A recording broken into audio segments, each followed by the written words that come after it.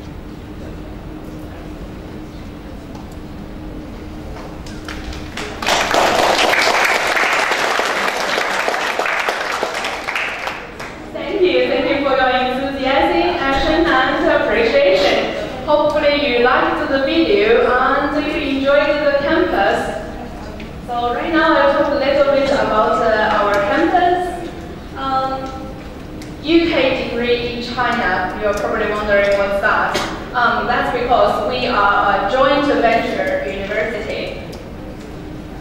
So sometimes we got these questions, are you a public university or are you a private university? From my knowledge, I understand you guys are Binus, a private university. And University of Indonesia is a public university. But for us, Xi'an Jiaotong Liverpool University, we are neither. We are a new form of university. It's called Joint Venture University. So that means our mother universities, one from China, is called Xi'an Jiaotong University. That's a top 10 university in China. And another one would be University of Liverpool, that's from UK, currently ranked 22 in UK. So both schools decided to establish a new school and they choose the location in China, and we are in Suzhou City. I know probably you never heard of it. We are a really modern and nice city, location very close to Shanghai. If you took a high-speed bulletin train, it only takes you 30 minutes from Shanghai. So mostly you will fly from Jakarta, say, to Shanghai. It will take you 6 hours, roughly. Then you take a train to our city, 30 minutes. Then probably public transport, buses, metro, or taxis, if you prefer. Then go to our campus. So we are right now the largest international collaboration university in China. As I mentioned, it's called Joint Venture University. There are similar universities around in China currently. I know you guys have a collaboration with Nottingham University. They also have a campus in China. So it's very close and a similar institution, but we are by far the largest one. Currently, we have 10,000 students on campus, so from all over the world. About roughly 9 to 10% of them are international student bodies. So let's say 900 to 1,000 international students, and among them, Indonesia and South Korea are the largest international students bodies by now. So we do have many Indonesian students on campus right now studying undergraduate level or master's degrees. So about our city, as I said, it's modern, it's nice, but we will give you some numbers to look at it. Considering GDP is the 6th largest economy in China, of course, we're not beating Beijing, Shanghai, Guangzhou, Shenzhen, all these larger cities, but we are the 6th largest. And the population right now, 11 million. Do you know how many people live in Jakarta right now? Roughly the same, right? So we are quite a large city, 11 million population. And we've just received the most livable city in China from this year's Economist. We ranked roughly about 74 in the world, but we're good. We are number 1 in China, so it's fine. I've also received these questions from your students in the morning. What would it be like to study at your campus, right? So first of all, our campus is really modern and really relatively new, and I would say we are a university only 12 years young, so everything is relatively new, and yeah. We have great sports facilities, and among our faculties, 60 to 70% of them are internationally recruited, so they are foreign teachers who teach in Suzhou and live in Suzhou. So we were introduced to the different people, so it's quite a diverse community to live and to study at. So why should you choose us? There are so many similar institutions around the world, of course also in China. So when you study with us, we are a joint venture university. So after finishing your degree in undergraduate level, you will receive dual degree. One degree from Xi'an Jiaotong University, that's a Chinese degree, and another UK degree is from University of Liverpool. But if you choose to study master's level or PhDs with us, in our campus, receive a degree from University of Liverpool, so UK degree alone. So let's say you stay with us for the master for 1.5 years. After 2 years, you will receive your UK master degrees. Compared to UK, of course, the living cost and the tuition fee is much cheaper when you study in China. And everything in our campus, degree level, apart from our Chinese language courses, of course, everything is taught in English. And in campus, English is official, our working language, and also the language for teaching, study. And if you don't know any Chinese, don't have prior knowledge about any Mandarin, don't worry about it. You will be safe and comfortable to study and live in campus or around the surrounding areas. But if you are interested, we offer Chinese language courses to all degree program students. If you wish to learn, you can learn. And if you learn, it will help you, your life, your study in China quite a bit. So this is part of our professional accreditation. I think your university also received quite a lot of accreditation. Some of you are probably already familiar with these logos, right? You probably recognize this, AACSB and EQUIS accreditation. These are the accreditation for business school. So anyone who studied business should know about this accreditation. We are by far the youngest business school ever achieved both accreditation. We don't know the future, but right now we are the youngest one who achieved this. If you ever want to find a nice business school to study with, I suggest you to check their website, find these logos, just to make sure they are a really nice business school. The rest would be from our engineering department and also our biology, chemistry department. And this one, REBAR. REBAR is a professional accreditation from the architecture aspect. So if you ever want to study architecture, to be a serious architect in the future, choose it as your career path, you should find undergraduate programs or master programs under REBAR accreditation. Both our undergraduate and master's programs are accredited by REBAR. So we receive the REBAR 1 and the REBAR 2 accreditation. So this is actually mostly related maybe to the undergraduate student. We have, of course, we are in China, we have a lot of local Chinese students who join our university. Why?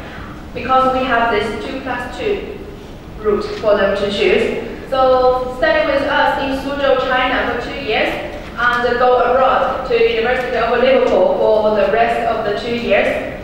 No matter you go or you stay with us in Suzhou, you receive a dual degree, no matter what.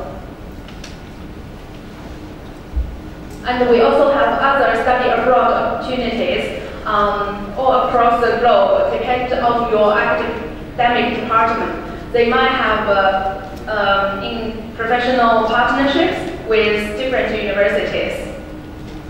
So actually, I would say roughly about 80% of our undergraduate students choose to continue their study, to study a master or maybe a PhD degree after they graduated.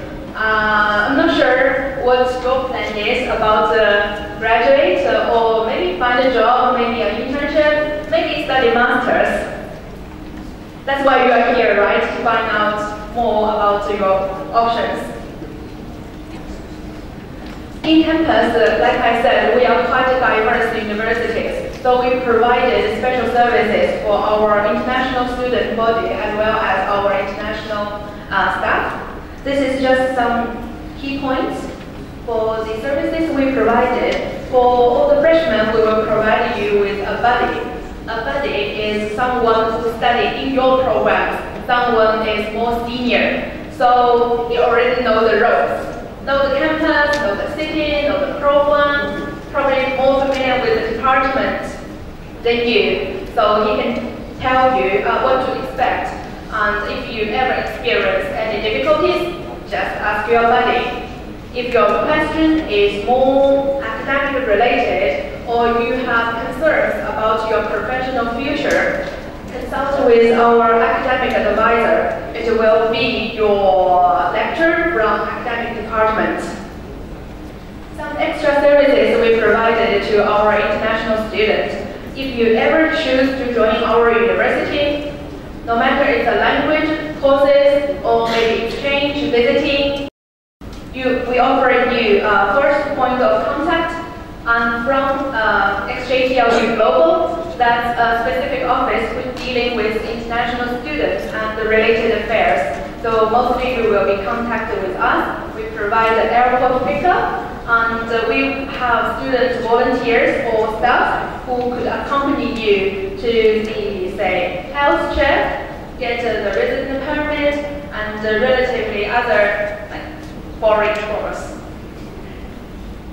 These are all the departments currently we have on campus right now. I think similar to your campus, we are quite strong in business, science, and engineering programs. These are all the undergraduate programs we currently have. So the highlighted ones are not the best program, but it's most asked program from our Indonesia students. We got loads of inquiries about this program. So I think they are more popular than the others in Indonesia already. And right now, the agreement with your Binus University is for exchange students. So look at your own program. If we have a similar program or counterparty in our university, you probably can go for a year exchange.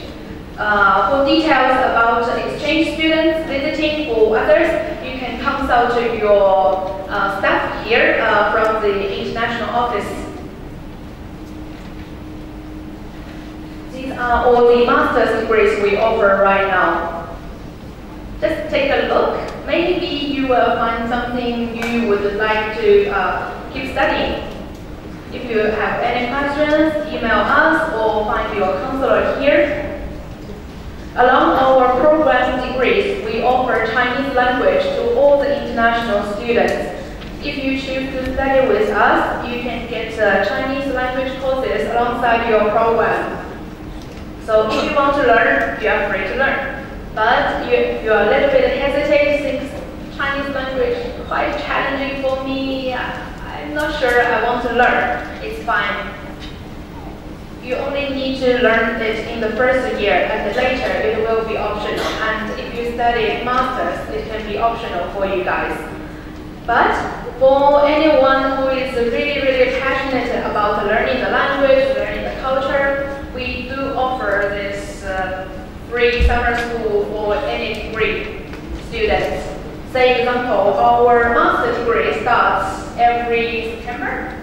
And you could join us as early as March. Come and stay for half year just for Chinese language. I think for half of the year you can get quite a lot on the language, and really from beginner to maybe a little bit more interested and more fluent in the language. It will help your study and your stay in China. There's our summer program. If you're a little bit inclined to spend only short time with us, it's also fine. We have 2 weeks, 4 weeks, and 6 weeks Chinese language courses during summer for those who is only interested in short term and maybe spend summer in China. A little bit, some photos about the campus. Like I said, we are very new universities, so everything is quite new and modern. Sports facilities,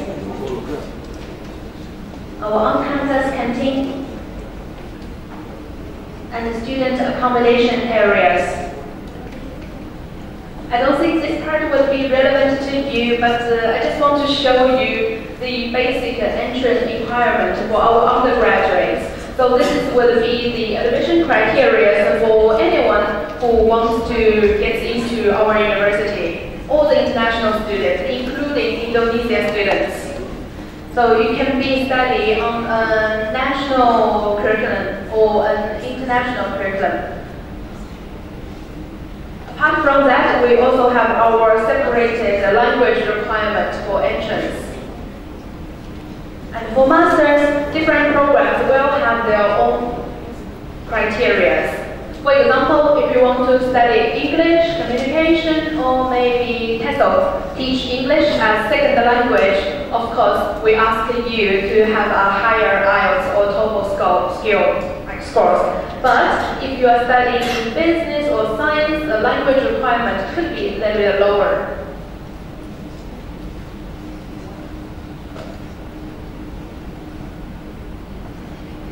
This is the tuition fee for our undergraduate and masters. Our master degrees, the tuition fee runs for the entire degree.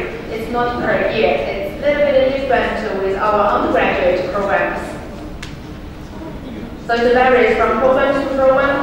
Sometimes it's 90,000 RMB and sometimes it's even higher.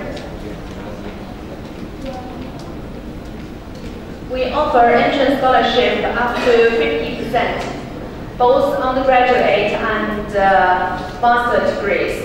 We will have a short introduction later about civil engineering and also masters in sustainable constructions.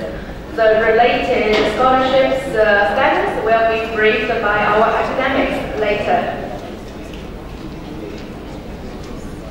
This is our promotion, so as I mentioned before, if you join any degree program, so we will have this Chinese language courses free for you. You don't need to pay tuition. It's only accommodation and the living courses for you. That's almost about everything I want to share with you, like very, very general information about our university. Just want to give you a first impression about the international university in China and the opportunities you can have. For any further inquiries, just contact us or find a counselor at your campus. And right now, Dr. Isaac will give you a short introduction about our civil engineering department, civil engineering program, and also he is our program director from Masters of Sustainable Construction. So he will take the floor right now.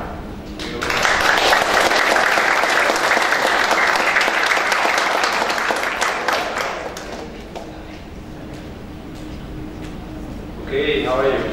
Good? Yeah. Have you had a coffee before coming here? Because I can see some sleeping. Yeah, so I'll try to make, an active or something like this presentation, just to have this meeting, okay? So I would like to ask you something. How many of you are studying engineering? Hands up. 1, 2, 3. And then how many of you are studying civil engineering? Oh, civil, no, civil engineering. Why not? It's the most important. Okay, anyway, I'll talk about civil engineering, the Department of Civil Engineering, because I'm a lecturer in the Department of Civil Engineering at the GLU. Okay? I will explain more or less what we do, who we are, what we offer. If you are not studying civil engineering, but any other kind of engineering, or maybe how many of you are studying architecture? No one? Oh my God, what are you studying? Business? I know. Okay, you can open a company, a construction company. Okay, that's good. Great. So I'll talk a little bit about that. Okay, so take it as an example of how we teach, who we are. Okay. I'm sorry, I'm a civil engineer, and there's no one here studying civil engineering. But anyway, I'll talk about the department, and then I will present you something interesting. I think it can be interesting also for you, because I will talk about sustainability. Sustainability can be applied to any field, right? So engineering, but also business.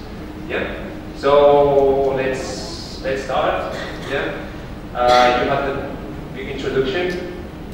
So I will focus on this. Well, this is a picture of the early design of our central building. And I like this slide because we can see here that, look, I mean, this is our location, as you can see. And here we have English and Chinese, okay? So we are a British institution in China, basically, yeah? The most important thing for students is that you can get, studying China, and learning Chinese, for example, you can get a dual degree, as Zoe mentioned, okay? So you can get a degree, a British degree and a Chinese degree. So, these are some photos about the North and South campus that we have. You can see that they are quite big. We are located, the civil engineering department is located here in the North campus. Basically, in this picture, we are located in this building. You can see that we are just in the middle of the education town. Okay, so there are many universities. The atmosphere is really young. There are many students, so you can study and then you can have some fun as well. Yeah. Wow, that's working really well. Right? Thank you. Basically, this is a photo of our building. Just to mention and to show you that we are an international university. The head of the department is not Chinese, he's from Greece. Okay, it's European. And I'm not Chinese as well. Okay? I'm from Europe, from a little country called Andorra. Okay? So we have many Chinese lecturers, but also we have academic staff from 80 different countries. So also it's something really good because you can see different point of views from the same thing. Yep. Okay, this is about more or less the history of our department. It's not history because we are really young. Okay. You can see that the department started in 2010. The university started in 2006. Our first cohort was in that time after 4 years, and they graduated in 2013. During this period, okay, we bought a new building where we are located now. We got a bit of money, okay, 10 million yuan, to buy some toys and some tools for our labs and to make research and teaching. And then in 2014, for example, we started the master's degree in sustainable construction. It's our first master's degree. And now, as Zoe said, I'm the program director of this master. Okay, if you have any question about it, maybe I will try to answer during this presentation. Yeah. Then we started in 2014 a second bachelor in engineering undergraduation. It's called architectural engineering. And finally, in 2016, we started another master's degree. Okay, so this more or less what we offer. Yeah. And who we are. We are this team. So we are not many people. Okay, we are 16. I'm this one here. Okay, and as you go, can you go back? Yeah, thank you. So as you can see, we touch many of the aspects of the civil engineering. Civil engineering is really broad. We will talk about that. Okay, so I'm basically working with materials and structures. I'm trying not to have buildings like this collapse. Okay. What else? Because we got the money, okay, from the same XOTLU, okay, tuition fees, yeah, and money from the government of the SIP, so Suzhou industrial part, that is one of the main parts of Suzhou. So we could, equip this laboratory section, so we can do anything you can imagine in construction, we can do there, so we have labs to do everything, okay? So obviously you will see the different paths that we have in the civil engineering. We will not give a lot of details because maybe you are not into the civil engineering, okay? But here are some pictures of our laboratory facilities, and just to mention the next one. So this is a big machine that we have, and you can test specimens like big pieces of concrete, let's say, or steel or timber, and you can put 500 tons of pressure. So imagine 500 tons on your head. Can you imagine 500 tons? 500 tons is like 500 bulls on your head. Okay, that's quite big. Yeah. Okay, so just to mention, this is related with what we teach. This is the research, or the research of our department. Why it's related with the teaching? Because our institution is a research-led teaching. Do you know what's that? So we are trying to teach students based on the contemporary research that we are doing. So students, they are learning, you know, the basis from Isaac Newton, you know, the guy, you know, from physics, things like this. Of course, these are the basis, but we want to teach the new stuff, the stuff that when they finish, they will find in their companies, and the problem that they will have to, you know, face. Okay, so this is a kind of research-led teaching, and for that reason, we put a strong weight of our time as well on doing research. We are using these machines that I showed you. Yeah, we are publishing these kind of things. And then, as I told you, we are focusing on sustainability. Okay? We'll talk about this later. So, what do we offer? As I said, 2 undergraduate programs, 2 postgraduate programs. Okay? And the PhD student. We have PhD students also. Okay?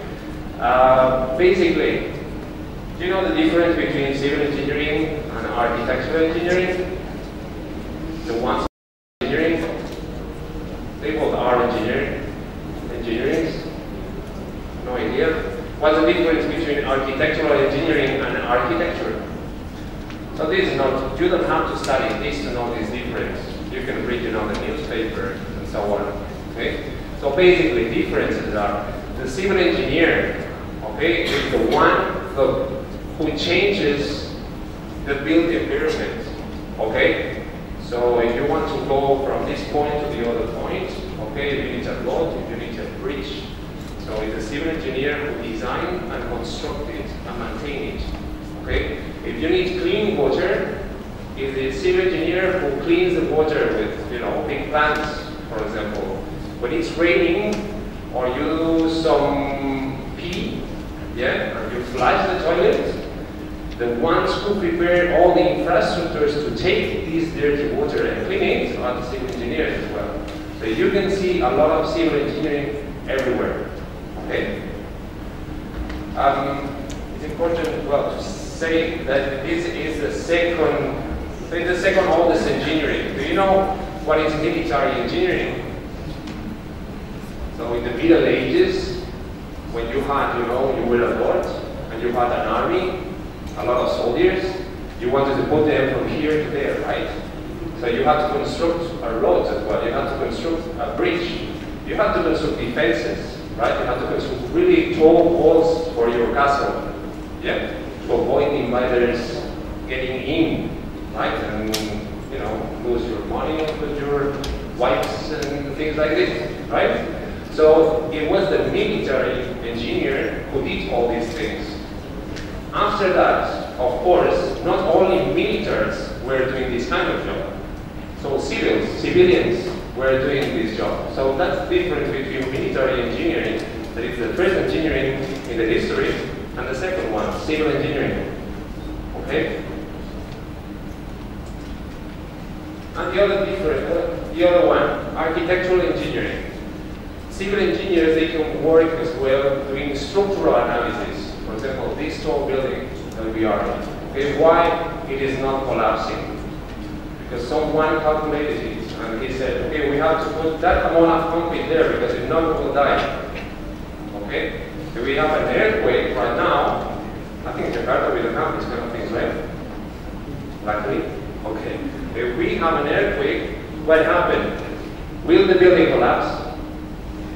So these guys who study this are structural engineers, civil engineers. But how do I have to put, you know, these lights here? The water with the fire. How do I have to calculate the facade of this building? So this kind of building engineering is what the architect engineering is doing, architectural engineering is doing. Okay, can you see the difference? And what he's doing, I mean, the architect, what is he doing? apart from earning all the money. The architect is doing the design of the building, the drawings and so on. Okay? So at the end, everyone is working together. Okay, and apart from that, we have the two postgraduate programs, the Sustainable Construction and the Civil Engineering program. I will talk about the Sustainable Construction one. Okay? Okay, all our programs, as Zoe said, they are accredited. Accredited by whom? By this JBM, is called Joint Board of Moderators. And these are, the Federal Institution of Highways and Transportation, the Institute of Civil Engineers, and this and that. Why is this important? That's important, for example, to get a professional qualification. And why do you want to get a professional qualification? Not only in civil engineering, but you want to get a professional qualification in business, in architecture, in biology, in chemistry. Why? Because if not, you cannot work. Basically, you study 4 years, maybe you do a master's degree, and then you don't have, a professional qualification, and you cannot work. So that's the importance that our programs are accredited. That means that if you study this program and then one of those programs, you can get directly professional accreditation. So in your future, have a look. I hope you can come to the exit TLU, but if not, have a look at this. If the programs are accredited or they are not. Okay, that's really, really important for your future career. Okay? And apart from that, as Zoe also mentioned, our students, they have to do an internship. Okay? It's difficult to get in contact, with companies. So for that reason, our department and other departments at the XOTLU, they have contacts with big companies that they have different headquarters or in Shanghai or in Suzhou. And this is really useful for you because if during your degree you are doing an internship and you are doing a really good job, so maybe when you finish, they will contract you, right? More than this, if you don't like the companies that we have in the list, you can come and say, I would like to do the internship in that other company. So we will contact the company and we will try to give you the internship as well. And this also happens in the post-graduation, in master levels. In master levels, what you have to do, I will explain it now, you have to do different models, and then you have to do something called additional learning activities. And it's like 600 hours. So part of these 600 hours can be a work placement, an internship. Okay? So you have the opportunity to work in a big international or Chinese company. Okay? So good. Okay, so things that civil engineers can do, just some pictures. Okay? Construction engineering and construction management. So you are in situ, there in the construction place. Okay? Some people, they don't like it. I don't like it because you get dirty. Okay? What else? Geotechnical engineering. So, for example, making tunnels for the underground, the metro. Then we have the other one, structural engineering, as I mentioned. Land development. This is really related with urban planning, for example. Yep. The next one will be transport engineering, so everything about trains and undergrounds and harbors for the ships and airports, everything related to that. And then we have, I think, the environmental engineering or hydraulic engineering. Yeah, hydraulic engineering to make the dams and these kind of tubes and things like this to make electricity, for example, to have water. And then we have the environmental engineering as well, so to get different type of energies. Yeah? Good. So, important notes. Important notes. Civil engineering, it's not only to work in the construction site and getting dirty. You can get dirty in the lab. This is what I like, getting dirty in the lab doing research. But I also is making design. So you can be a civil engineer and work all day in front of a computer if you want. Okay? And then the other important note is that civil or architectural engineering is not just for guys, it's for girls as well. Okay? We have some examples in our university. This girl, one of the girls here, this girl here now, she studied with us. Undergraduate, she did master's degree, and now she's doing a PhD. Actually, now she's in Australia in a conference. So you can do everything being, you know, a guy or a girl, equally. Okay, that's important.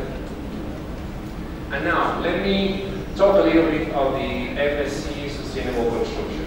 Okay? In the MSc Sustainable Construction, it's not a master only for civil engineers. This year we have people in architectural engineers. So if you have some friends, you know, in all these urban planners, for example, so you can talk about this master. You can make a little bit of promotion, please. Okay, in exchange, I will take pictures with you, like this morning. Okay, instead of one picture, $1, we can do this. We can help you with the promotion. Okay, so here we have. This is the reason why studying sustainability. Not only sustainability construction, but sustainability, okay? So maybe you are interested in that, yeah? So for example, what is sustainable development? You know the definition of that, yeah? So we have resources in the world, they are limited, so we will have 10 generations and they have to use the same resources that we are using. Are we accomplishing that? No way, okay? So our world is not sustainable at all. Now I will give you an example, okay? And then sustainable city. Do you think Jakarta is a sustainable city? We have more. I mean, do you think that London is a sustainable city? Maybe it's more sustainable, but not, 100% sustainable. Why? Because it depends on many factors, okay? It depends in the city, how you construct and how you plan it, but also it depends on the people. Okay, the people who live there. So for example, if you are washing your hands or you are taking a shower, don't wash all the time. Okay, these kind of cultural things that not everyone has make us a cultural, sustainable city. Okay, so knowing this, let's have a look at what happened in the world right now. So this is the ranking of the most populated metropolitan areas. Okay, not just the city, but all the metropolitan area. First one is Tokyo, the second one Jakarta. This information is in Wikipedia. Okay? I mean, you can see that you are single family. Yeah? And by 2050, okay, this number will increase. Why? Because it says that 70% of the world population will live in the cities. So you will receive people from other regions of Indonesia to live here. Why? Because it's more prosperous, you have more jobs. Okay? But not only this, we have another problem. Okay? It's expected that the population in the world will increase in 10 billion people. So that's a lot of people in the city. Right now, you said that Jakarta is not sustainable. So imagine after this time. It will be quite crazy, right? So we have to do something. Not only Jakarta, we have to do something in Chinese cities, we have to do something in European cities, in American cities, everywhere. Okay? Why? Because we have the developing countries, like Indonesia, China, okay, all these countries here, that the increase of population, this 10 billion, it takes this part here. Really high part is the green part, right? Yeah? So it's a lot of people, so the cities will expand and you will have different demands. Yeah? So for example, we will have more traffic congestion that you already have. You have no space for farmland, so we won't have, food. And then the allocations of resources will be unfair, so maybe the center of the city won't get water, for example. Okay? So this is really dangerous. Yeah? Now what else? Apart from that, the developed countries, We have another problem. For example, this is Japan, the demography of Japan, they are not having kids. So we will have a lot of old people, and old people cannot walk as before, right? So for example, the pavements we have to change. Maybe you will have to put more elevators, things like this. Minor changes, but we'll have to do changes. So what are the problems of this increase of people in the world? So again, traffic congestions, pollution. We already have here noise protection against natural disasters. Maybe not here in Jakarta, but we have the earthquakes recently, right? There in Peru, a lot of deaths, so we have to try to avoid this, right? Protection, utilities and infrastructure, then lack of space, for example. If you have to build a lot of roads, you don't have parks. So we don't want this. So we will have different demands. These demands are these, and how can we get, fulfill these demands? So one of the options is studying something like construction, sustainable construction. Okay, studying sustainable construction, we are trying to fulfill these demands here. Okay, how? I mean, you can study a lot of things, like for example, applying the sustainable construction, we will apply this. So we will have smarter buildings. You heard about that, right? You get home and you clap your hands and then the light is on, something like this. Yeah. Then what we can do, for example, is the resource efficiencies during production and use. So try to use waste. So if we have a building and we want to build another building, we have to demolish the first one. Let's try to reuse all this material to make a new one, okay? This is about construction, but in terms of business, for example, in terms of business, you can calculate the cost of the construction or the new construction, and you will see, that it's cheaper, okay? So, this is about the sustainable construction. I will not talk a lot about it because you are not civil engineers, okay? But anyway, here there's information about what you would study if you would get this. But basically, what you study is, the key factors of the sustainability applied to the construction, okay, and applied to civil engineering, okay. I'm sure that you can find, for example, in business or in biology or in other fields, you can find something like sustainable business or sustainable, accounting. I don't have any idea. But all these problems are based on the same thing. So we are trying to apply the sustainability to improve the world. Okay? In my case, we are trying to do this, the construction. Why? Because I'm a civil engineer and I don't know about accounting, for example. Okay? So we go on because this is about the subjects that you have to study. Just to have an idea, if you study a master degree at the XLTLU, you will have something like this, okay? You will have 20 credits one semester, so that means 4 modules, okay? Different modules. And then in the second semester, you will have 20 more credits, and the third semester is about research. Okay, so it's 18 months that you study with us in a master degree, okay? And apart from that, as I mentioned, you have the 600 hours that you have to do about the additional learning activities. Okay, so we can continue. Yeah. Basically, this is the career prospects. If you get the sustainable construction, basically you can work for the government, you can work, making analysis in the construction side. So you can do quite a few things, and really important nowadays. Okay. Okay, so what is good and why I'm explaining the sustainable construction? Of course, if you are not in the field, you cannot get that.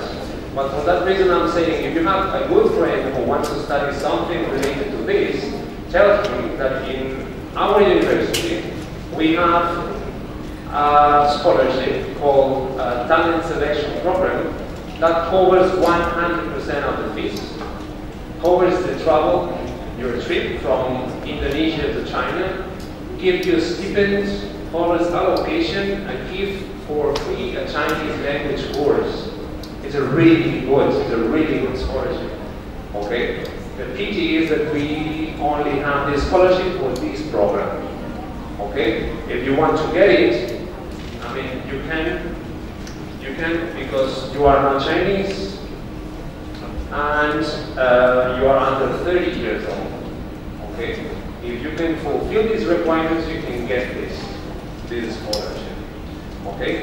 So please have a look at this. If you have any friend who is interested, okay, just let me or let him or her know that my email is that one, that he can email me for any doubts he or she has. Okay, if you want to apply, try to apply, but depending on your background, it will be difficult to get accepted. Okay, but that's me. Yes, that's me, and that's what I was saying. In any kind of industry, what we have to do is a kind of sustainable revolution. Because if not, you know, the world we know, it will finish, and we don't want this. Okay? Okay, so that's it. Now, Zoe, maybe you can come and if they have any question or something about the general introduction that my colleague did, or if you have any question about, you know, sustainability aspects, something like this, we will be really glad to answer them, or try to answer them.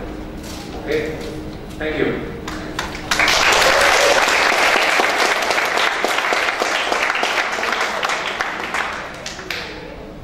So do you have questions? I can answer questions. Let's do an example. So where is Accreditation located? In Liverpool or in Xi'an? All of you failed. It's not in Xi'an, it's not in Liverpool. Remember that it is in Suzhou, next to Shanghai. Questions? Kita pakai sate loh tadi.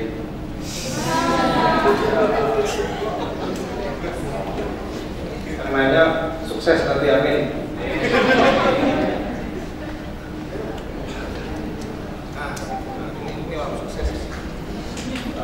Hello, my name is James. I want to ask about the scholarship.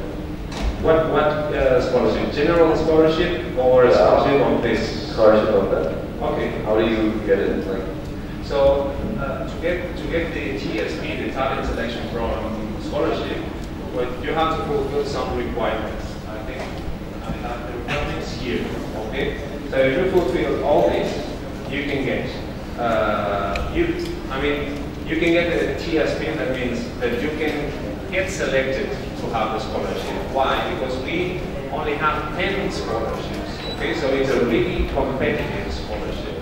But if you want to do a full-time master program on sustainable construction, you are not Chinese. Okay, you meet the admission criteria for the program. The admission criteria is what I presented. So you have to have a good degree in a field related, so civil engineering, architectural engineering, urban planning, things like this, okay? And a good level of English. You have to demonstrate, I think it's a 6.5 average mark in the IELTS, okay? And then you have to be under 30, are you? no, I'm 64. Just 60. Young. And, well, in your case, this does not apply. But if you fulfill all these requirements, you can be selected for the TSP scholarship. Thank you, sir. Thank you.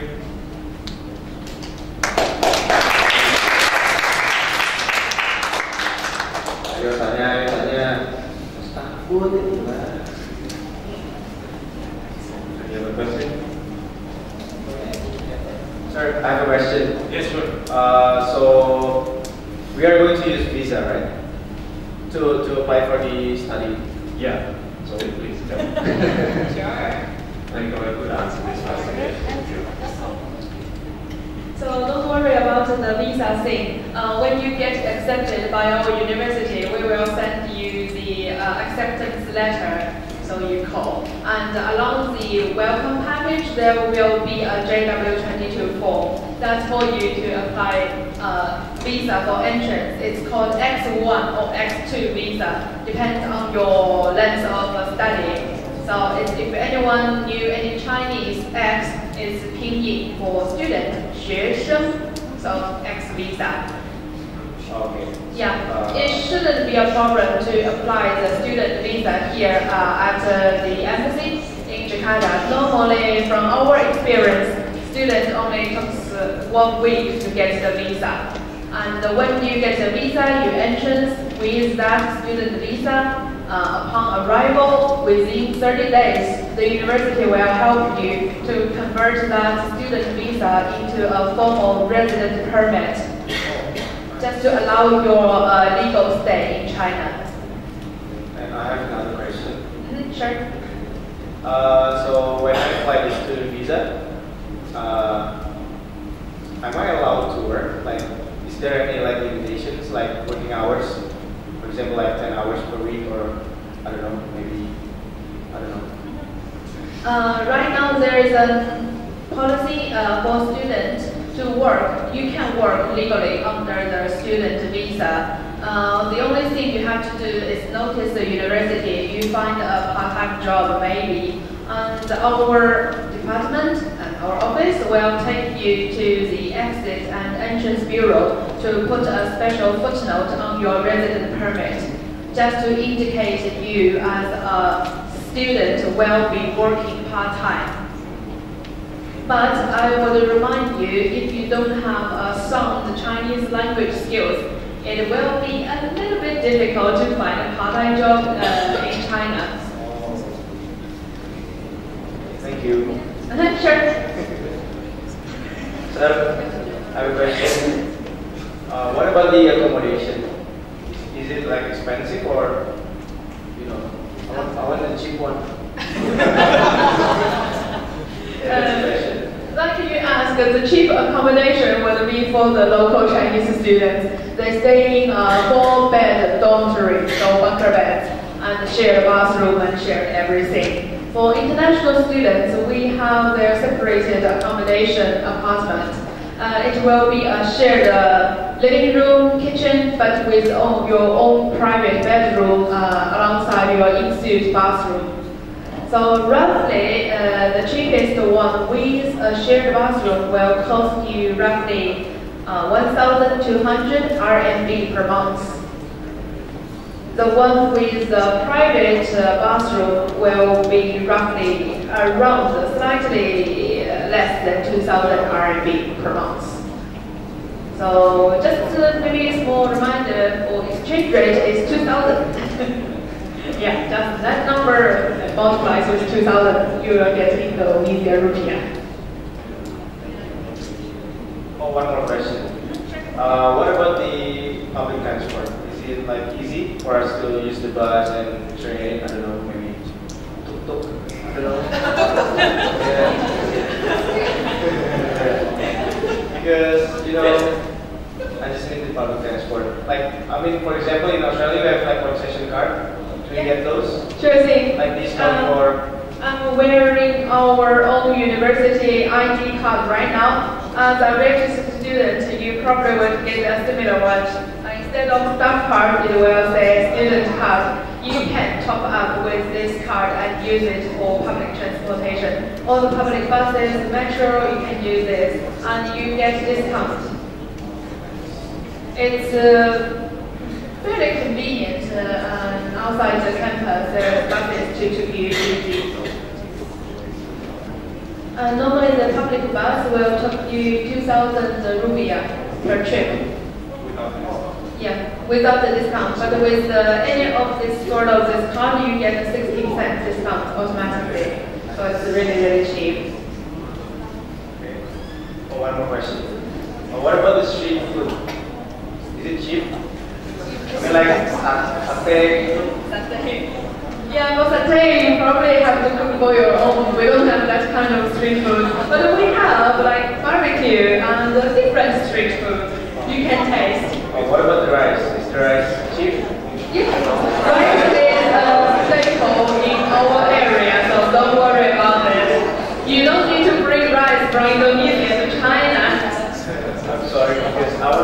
all the cheap, cheap. Yeah, on the cheap side, let's say for an average student life, you could choose use public transportation all the time and maybe like walk a little bit. Then you could eat at our student canteen. So don't go out and eat at the luxury restaurant, just a student canteen. You can live a fairly average student life there. Can I ask one more question? Sure.